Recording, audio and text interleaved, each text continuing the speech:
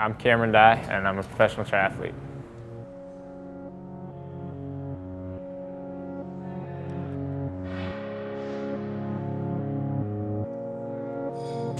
Biggest thing today was just coming in and kind of getting a baseline for where the position I have been riding and the aerodynamics of the bike, how that was in the wind tunnel, what we could do to just tweak it a little bit, make it a little bit faster. And if I can gain, 5 or 10 seconds, 30% power here, and there, it certainly could make a big difference over an hour's ride.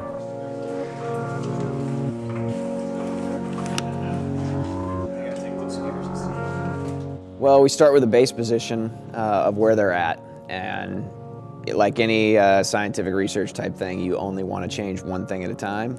So with Cameron, we spent a lot of time moving his upper body and his front end around, since it's the first thing that hits the wind. A lot of it was trying to just minimize my front, I guess, bring my hands up a little bit to sort of shield my chest, bring my face down a little bit, just really try and minimize, what's hitting the wind. If we can close that down by lifting the arms up and kind of pre-shunting the air away from it, and also dropping the head down, we can prevent the wind from having to hit the arms and then hit the body. Actually, that did not work for Cam. That increased drag, and he didn't have any issues comfort-wise holding it or anything, but immediately it was like, well, okay, that's not a faster position. Let's keep him where he's been training. And I guess that's the coolest part about actually being in the tunnel is it's not counterintuitive, but it's not necessarily as straightforward as you would think, and having the tunnel really allows you to test that kind of stuff. Data doesn't lie in the wind tunnel. For him, it's probably a peace of mind having Matt, Steinmetz and myself in there, and knowing that we've been in the tunnel several times. The rider's biomechanical data is very important to take into a wind tunnel, because we know what we're able to do in the wind tunnel with the rider's positions. I mean, obviously it's comfort, power, and aerodynamics, and those are the three things that we're trying to blend. So with Cam, we were looking at how low can we go while still maintaining his hip angle at the top of the pedal stroke. We went down, and then we actually went up from my original position, and it turned out that where I originally was kind of that middle ground. There wasn't really noticeable gains either way, up or down.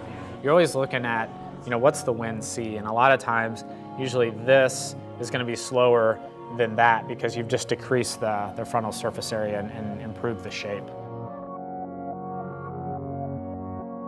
What we do makes us kind of an odd fit model, I guess. Pro Zumi does an awesome job with the custom kits. The small changes they can make with it are amazing. So we think about aerodynamics in three ways. First and foremost is fit.